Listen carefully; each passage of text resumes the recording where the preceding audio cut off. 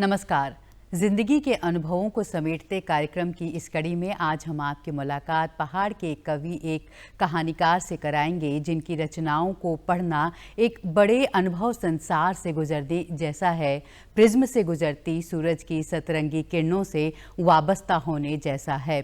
आपकी रचनाओं में समय और समाज का जो अक्स दिखाई देता है वो कभी हैरान तो कभी बेचैन करता है। और ऐसा भी कहते हैं कि आपकी रचनाओं को पढ़ना एक शांत झझावत से गुजरने जैसा है। जी हाँ, आज हमारे स्टूडियो में मौजूद हैं साहित्यकार डॉक्टर जितेंद्र ठाकुर। आपसे बातचीत करेंगे और आपके अनुभवों को जानेंगे। कार्यक्रम में आपका बहुत बहुत स्वागत है। धन्यवाद जी। तो आप साहित्य के जगत का एक बड़ा नाम है और इस कार्यक्रम में हमारा उद्देश्य होता है कि कैसे हम आपको और आपके साथ साथ उस समय, बदलते हुए समय को भी समझने की कोशिश करें, पीछे मुड़कर देखने की कोशिश करें। तो शुरुआत तो आपके जन्म से, आपके बचपन से, आपके गांव घर से करना चाहेंगे कि उस समय जब आप एक बालक के तौर पर थे, दुनिया कैसी दिखती थी? मेरा जन्म देहरादून में ही हुआ था और वो देहरादून 1954 का, अगर मैं कहूँ 54 का जन्म है और 58 या 4-5 साल के बच्चे को इतनी समझ आ जाती है कि वो दुनिया को देखने और समझने लगता है, पहचानने लगता है। तो वो देहरादून और आज का देहरादून बहुत बदल चुके हैं जी। वो देहरादून ऐसा देहरादून था कि वनस्पतियों से भरा हुआ देहरादून था, खुशबुएं जागती थी और सड़कें सोती थी। आज स्थितियां ये हैं कि आदमी घर से निकलता है और घर पहुंचने तक वो तनाव में रहता है और शहर एकदम बदल गया है। जी। 3 चीज़ों के लिए देहरादून जाना जाता था, लीची, बासमती और फुटबॉल। मतलब हम लोगों ने तो पिछले 15-20 वर्षों में इस शहर को बदलते हुए देखा है।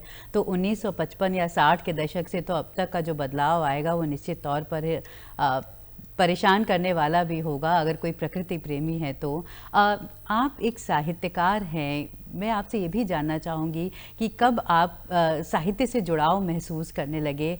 आपके बचपन में क्या ये जुड़ाव महसूस करने लगे और कब आपको ऐसा लगा कि आपके भीतर एक कवि, एक कहानीकार रहता है? देखिए, कुछ घर का माहौल ऐसा था, माताजी को पढ़ने का बहुत शौक़ था। शरद चंद्र, प्रेमचंद और ये आपके कुशवाहा कांत, इन सब के बहुत सारी किताबें घर में मौजूद थी। तो एक उस समय कोई और किसी प्रकार की, आप सोचिए कि टीवी या कोई ऐसी चीज़ नहीं होती थी मनोरंजन की, तो किताब ही पढ़ते थे जी। तो और घर में किसी को एक को पढ़ने का शौक़ हो तो वो दूसरे को लग ही जाता है। तो वो मेरे को भी फिर वहीं से माताजी की किताबें पढ़ते पढ़ते फिर माताजी लाने लगे मेरे लिए बच्चों की किताबें, राजा भैया, चंदा मामा, वो सब पढ़ते पढ़ते बच्चों की किताबें, एक शौक़ पैदा हो गया किताबें पढ़ने का। और मुझे याद है कि हमारे शायद 8वीं कक्षा में एक नाटक हमें पढ़ाया जाता था हिंदी में, पृथ्वीराज की आँखें। जी। तो कुछ उससे असहमतियाँ थी, नैतिकता के दबाव थे उन दिनों, तो कुछ असहमतियाँ थी उनसे। और तब मैंने उसके विरोध में जी एक नाटक लिखा 8वीं में। तो जो मुझे ट्यूशन पढ़ाने आया करते थे, उन्होंने जब वो पढ़ा नाटक, तब उन्होंने कहा कि तुम लेखक बनोगे एक दिन। तो आज जब मैं लेखक हूँ और तो मैं सोचता हूँ कि वो व्यक्ति अगर मुझे मिल जाएं जी, तो मैं कम से कम अपनी एक किताब तो उनको दे सकूं, जिन्होंने पहली बार कहा था मुझे पढ़कर, जो मेरे पहले पाठक थे जी। और जिन्होंने कहा था कि तुम लेखक बनोगे, और चलिए वो चीज़ हो गई आगे चलकर। बिल्कुल। तो एक कितनी अच्छी बात है कि एक विरोध के तौर पे आपने एक पहली बार जब कुछ लिखा और उसके बाद आपको इतना अच्छा एक तरह से प्रतिक्रिया मिली और कहीं ना कहीं वही एक लेखक के तौर पर आपके अंदर एक लौ जागी होगी। और जिस तरह हम लिखना पसंद करते हैं और पहली बार जब हमारी कोई रचना प्रकाशित होती है तो उसका अनुभव भी एक बड़ा शानदार अनुभव होता है। हम उस कई बार जैसे पहले लोग अखबारों में चिट्ठियाँ लिखा करते थे और उसको भी एक यादगार के तौर पर रखते थे अपने पास सहेज कर। बिल्कुल सही कह रहे हैं हैं तो आप। आपका जब प्रकाशन होने की अगर हम बात करें कि आपकी पहली कौन सी रचना प्रकाशित हुई, किस तरह हुई? देखिए, तब मेरी उम्र शायद 18-19 साल रही होगी। 1975 में मेरी पहली जो रचना है, कविताएं थीं, वो 2 कविताएं थीं, तुम और कत्ल की साजिश और एक खोखले आदमी का विद्रोह। ये 2 कविताएं थी। तो विद्रोह की भावना उस समय मुझे लगता है आपके हाँ हाँ, अंदर कुछ कहीं ना ज़्यादा कहीं थी। वो एक आयु का जी चीज़ें होती हैं, और अगर आपके अंदर विद्रोह की भावना नहीं है, कुरीतियों से या समाज में जो भी कुछ गलत है उससे टकराने की अगर आपके अंदर क्षमता नहीं है, तो आप लेखक बन ही नहीं सकते। जी लेखक बनने के लिए बहुत ज़रूरी है कि आप गलत चीज़ों के सामने खड़े होने की ताकत रखें। बिल्कुल। और फिर ये सिलसिला कि अब मैं एक लेखक ही बनूंगा, ये कब आपने तय कर लिया और इसी राह पर फिर आगे बढ़ते चले गए? नहीं, ऐसे लेखन तो मेरे स्वभाव में आ गया। जी उसे मैंने कोई कैरियर के रूप में इस्तेमाल नहीं किया।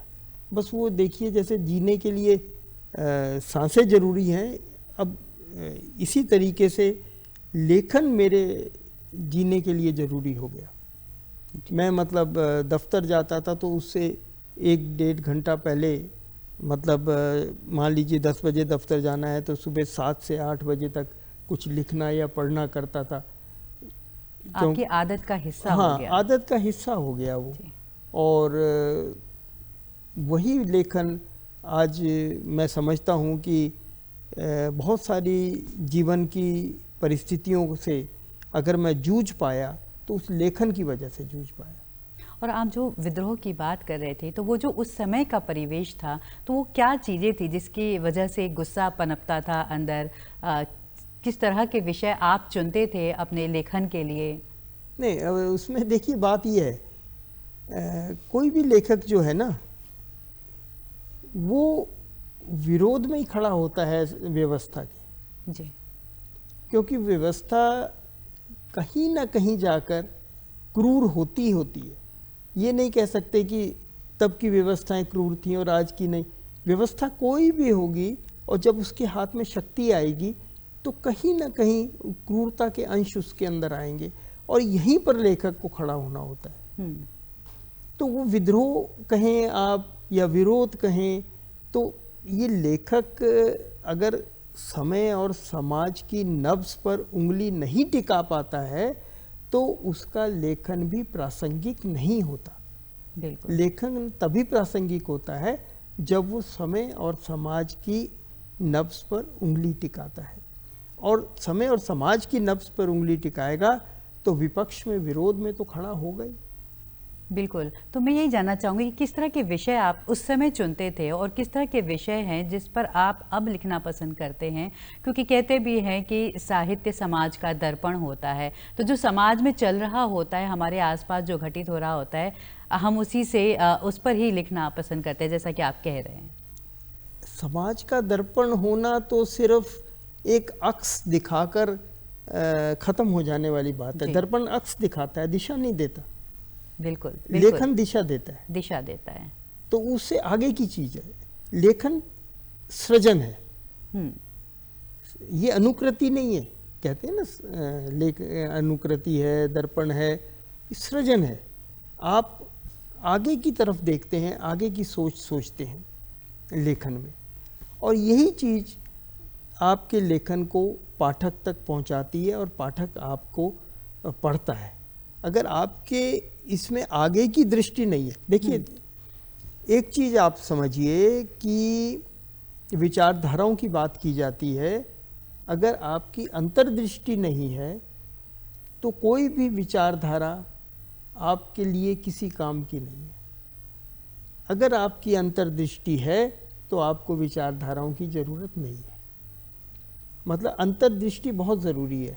हमें ये समझना चाहिए कि देखती आंखें हैं, चश्मा नहीं देखता। बिल्कुल।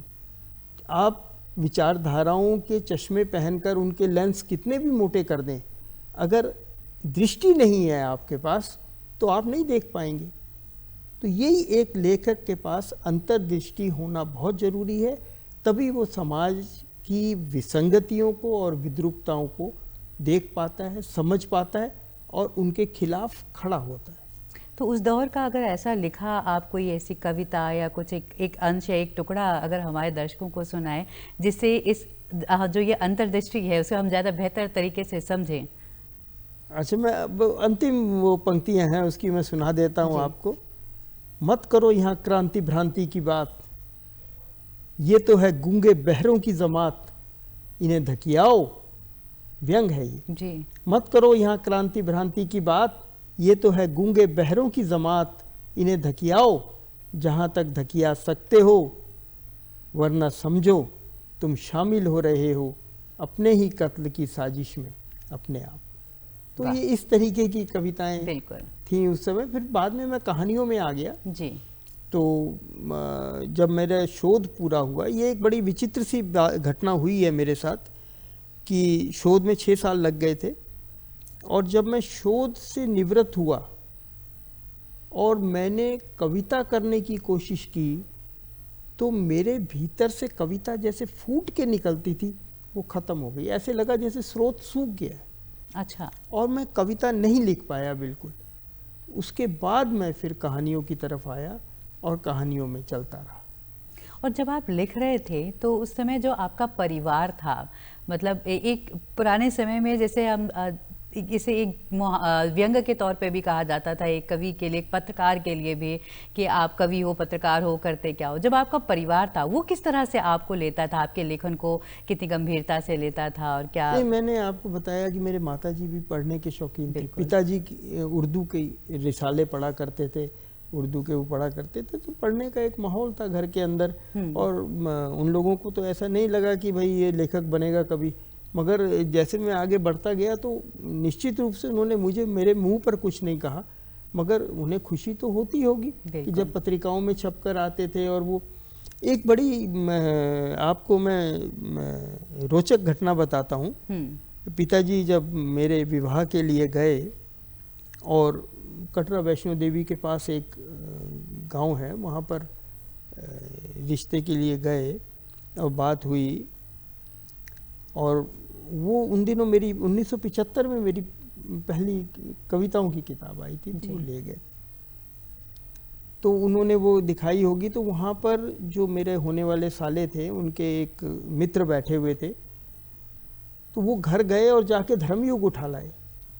उसमें मेरी, क्या बात है, हाँ, वो छपी हुई कविता थी। हाँ, उसमें मेरी फोटो और कविता वो छपी हुई थी। वो जब उन्होंने फोटो देखी तब वो पहचाने और वो उठा कर ले आए। देखिए कितनी दूर की बात है और कितना जी। तो एक हम पाठकों के साथ सीधा संपर्क न होते हुए भी उनसे एक जुड़ाव हमेशा बना रहता है, और साहित्य हमें उन लोगों से जोड़ देता है जिनसे हम जीवन में न तो कभी मिल पाते हैं, न हमारा कोई संपर्क होता है, मगर हम एक दूसरे से अंतर्मन से जुड़ जाते हैं।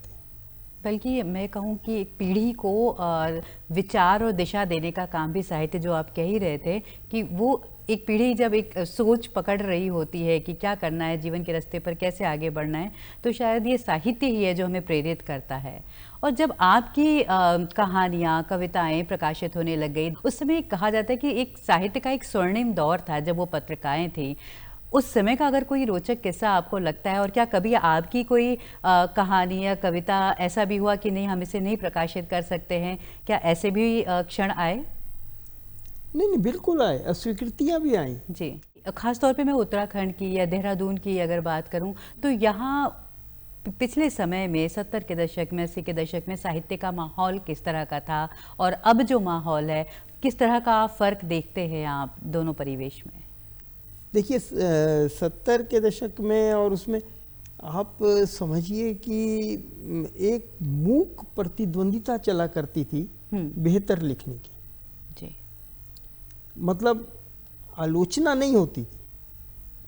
अच्छा, आज मैं देखता हूँ एक बड़ा, मुझे हंसी भी आती है, वो मैं कहीं देखता हूँ कविता की वो डाल देंगे और सब बधाई बधाई बधाई बधाई लिखना शुरू कर देंगे। हमारे समय में बधाई जैसी कोई बात ही नहीं थी। आपने कुछ लिखा है, कहानी लिखी है, कविता लिखी है, तो उस पर अपने विचार बताता था आदमी कि ये अच्छी है तो क्यों अच्छी बुरी है तो क्यों, इसमें क्या कमी, अपना पाठक अपना विचार बताया करता था। सिर्फ बधाई बधाई दे के काम नहीं चला करता था जी। तो ये चीज़ें उस समय थी। और दूसरी बात ये थी कि देहरादून के अंदर जो था, मैं ऊपर की बात तो नहीं करता पहाड़ों की, पर देहरादून के अंदर बहुत अच्छा माहौल था। हर महीने एक काव्य गोष्ठी हुआ करती थी और वो मतलब कोई नया घर बना रहा है तो उसके उद्घाटन में काव्य गोष्ठी होगी। क्या बात किसी के यहाँ मुंडन हो रहा है जी। तो उसमें काव्य गोष्ठी होगी। मतलब एक संस्कृति का हिस्सा था एक, साहित्य। हाँ बिल्कुल बिल्कुल बिल्कुल। और एक यहाँ पर एक 2 पेज का छोटा सा अखबार था और उसके अंदर उसके जो साहित्य संपादक थे सुखवीर विश्वकर्मा, कवि जी कहा करते थे उनको। तो वो हमारे देहरादून के जितने साहित्यकार थे उनके उठने बैठने मिलने जुलने का एक बड़ा केंद्र था, वहीं पर इकट्ठे होते थे हम सब। अच्छा, उससे पहले की पीढ़ी थी, उसमें आप समझिए ये भट्ट जी थे, ये हिमानी भट्ट जी के पिताजी हरिदत्त भट्ट शैलेश, और कवि कुल्लड़ बहुत प्रसिद्ध थे। उनकी एक साइकिल एक्सीडेंट किताब आई थी और उसी से वो पूरे देश के अंदर उनका काफ़ी नाम हो गया था और हर बड़े बड़े उसमें जाने लगे थे कवि कुल्लड़। तो इस तरह एक संस्कृति थी। वीर कुमार अधीर थे, उन्हें तो लोग भूल ही गए हैं। उनकी एक किताब थी गीतों का ताजमहल, बहुत सुंदर गीत लिखते थे। वो गीतों का समय था। रतन सिंह जौनसारी थे, विपिन बिहारी सुमन थे, बहुत सुंदर गीत लिखते थे। कवि जी जिनका मैं जिक्र कर रहा हूँ, उनकी जो कविताएं थी शंभूक वध, उन्होंने उस समय लिखी थी जब दलित साहित्य का कोई सुगबुगाहट साहित्य के अंदर नहीं थी। उस समय भी उन्होंने अपने विचार, अपनी वो जो चिंतन है उसका परिचय दिया था शंभूक वध जैसी कविता लिखी। जी बिल्कुल। और जिस तरह से हम मौजूदा साहित्य की बात कर रहे हैं और आपने तो मतलब 70 के दशक से लेकर अगर हम देखें तो समय के का जो ये बदलाव आया साहित्य के क्षेत्र में भी, समाज में भी, 70 का दशक, 80 का दशक, 90 का दशक, इनको किस तरह से आप अपनी रचनाओं में पाते हैं? इस बदलाव को कैसे वो आपकी रचनाओं में आई और आप किस तरह से देखते हैं इन बदलावों को साहित्य के लिहाज से? नहीं, बदलाव के साथ देखिए ऐसा होता है, रचनाओं में पहले जोश भरी रचनाएं होती हैं, फिर थोड़ा थोड़ा मैच्योरिटी बढ़ती चली जाती है, परिपक्वता बढ़ती है, तो रचनाओं में भी परिपक्वता बढ़ती है, तो वो सब चीज़ें आती हैं। मगर अंतर्दृष्टि एक ही रहती है। आपने जिस चीज़ को आप नहीं स्वीकारते, जिसको पहले दिन से नहीं स्वीकारते, उसे अंतिम दिन तक आप नहीं स्वीकारते। आप समय और समाज के साथ खड़े होते हैं, आप अपने पाठक के साथ खड़े होते हैं, उसकी तकलीफ़ों के साथ खड़े होते हैं, तब पाठक आपसे जुड़ता है। एक बहुत मैं आपको छोटी सी रिएक्शन बताता हूँ, बड़ा वो है। मेरी कहानी आई थी बच्चे और बावर्ची, तो उसमें मैंने ये दिखाने की कोशिश की थी कि स्वाद जो होता है ना, वो किसी चीज़ के अंदर नहीं होता, हमारी जीभ के अंदर होता है और हमें उसे जगाने की ज़रूरत होती है। तो खैर वो कहानी छपी और चर्चित हुई कई तरीके से। तो एक पाठक का एक बार मुझे मेल आया या व्हाट्सएप आया, तो उसने लिखा कि मेरी बेटी करेला नहीं खाती थी और मैंने उसे ये कहानी सुनाई और अब वो करेला खाने लगी है जी। तो मुझे लगा इससे बड़ा कॉम्प्लीमेंट मेरे लिए और क्या हो सकता है कि किसी के जीवन में मेरी कहानी उतर रही है। सही बात है। तो ये पाठक से जुड़ाव जो है ना, ये आज ख़त्म होता चला जा रहा है। और ये बात मैं जो अगला सवाल करना चाहती हूँ, जो पाठक की बात है, पहले जो हिंदी साहित्य जैसे लेखक गंभीर होते हैं, गंभीर पाठक भी चाहिए होते हैं, या गंभीर हो या सहज पाठक भी चाहिए होते हैं। आज के दौर में क्या हिंदी साहित्य का पाठक भी बदला है, या ये जो तकनीक का दौर है चूंकि इसलिए कुछ बदलाव आया है? क्या हिंदी साहित्य के पास उस तरह के पाठक है? क्योंकि अब लोग बड़े आम तौर पर ये कहते हैं कि अब लोग किताबें पढ़ना नहीं पसंद करते, किताबें नहीं पढ़ते। देखिए, मैं तो हाँ। इसमें एक बेसिक चीज़ है और उसको समझने की ज़रूरत है। आप देखिए, पहले जो हमारे विद्यालय हुआ करते थे, चाहे वो इंटर कॉलेज है, अगर एक खलासी का बच्चा भी वहाँ पढ़ता था तो एक उद्योगपति का बच्चा, क्योंकि आपके पास विकल्प नहीं थे, एक खलासी का बच्चा ही पढ़ता था, एक उद्योगपति का भी पढ़ता था, एक बहुत गरीब का भी पढ़ता था, एक बहुत अमीर का भी पढ़ता था, एक बड़े अधिकारी का भी पढ़ता था, एक चपरासी का भी पढ़ता था। तो अनुभव संसार बड़ा विस्तृत हुआ करता था, क्योंकि सब एक साथ पढ़ते थे। आज क्या स्थितियां हैं? आज एक स्कूल में एक श्रेणी के बच्चे पढ़ रहे हैं, एक स्कूल में एक श्रेणी के बच्चे पढ़ रहे हैं, उनका अनुभव संसार सिमटता चला जा रहा है। एक ये चीज। दूसरी चीज, हमारे सबके बच्चे कहाँ पढ़ रहे हैं? अंग्रेजी स्कूलों में पढ़ रहे हैं। और जो उनके पास संस्कार हैं पढ़ने के, पैसा है किताबें खरीदने का, वो पढ़ रहे हैं अंग्रेजी स्कूलों में। तो वो क्या करेंगे? अंग्रेजी की किताबों को प्राथमिकता देंगे।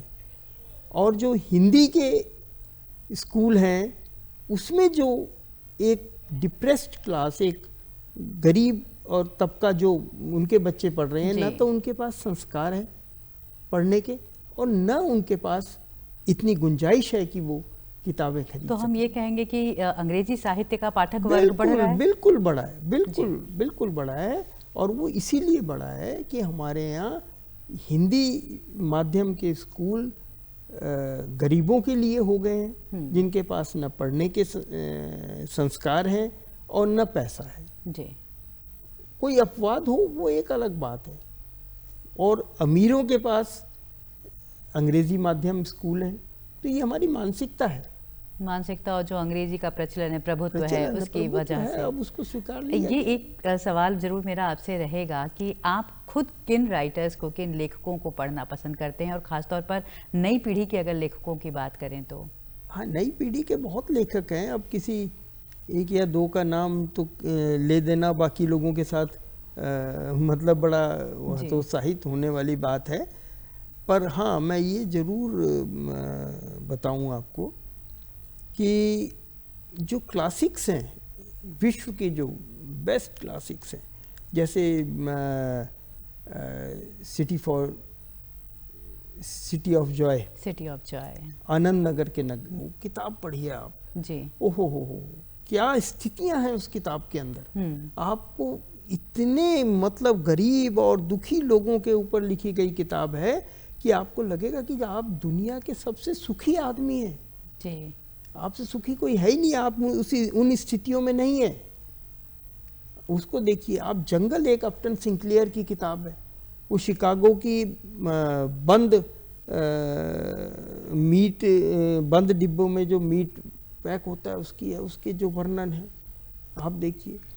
पढ़ती परी कथा, मैला आंचल, रंगभूमि, ये सब आप धर्मवीर भारती की ठंडा लोहा कविताओं की है, बंद कमरे का आखिरी मकान है जी जी। और मोहन राकेश की कहानियाँ कमाल, मतलब वो व्यक्ति कमाल था। वो अगर और जीता। मुझे लगता है कि जो हमारे दर्शकों ने ये किताबों के नाम और रचनाकारों के नाम सुने हैं तो ज़रूर अगर वो नोट करेंगे कुछ अच्छा साहित्य उन्हें पढ़ने को मिलेगा। आप हमारे स्टूडियो में आए और हमारे साथ ये सारी जानकारियाँ साझा की, इसके लिए आपका बहुत बहुत धन्यवाद। धन्यवाद। तो हमारे साथ थे डॉक्टर जितेंद्र ठाकुर जी, और उन्होंने बहुत सारी बातें जो हिंदी साहित्य से जुड़ी बताई, और वो उस समय को भी, उस पूरे अनुभव को भी बताती है कि कैसे देहरादून शहर बदला, कैसे साहित्य का युग बदला, कैसे पाठक वर्ग बदला, और बहुत सारी कहानियाँ भी उन्होंने सुझाई हैं, रचनाएँ भी सुझाई हैं जो दर्शक चाहे तो ज़रूर पढ़ें। और उन्हें पढ़ना और न सिर्फ एक दृष्टि देगा बल्कि आगे बढ़ने के लिए एक दिशा भी देगा। कार्यक्रम में इतना ही। नमस्कार।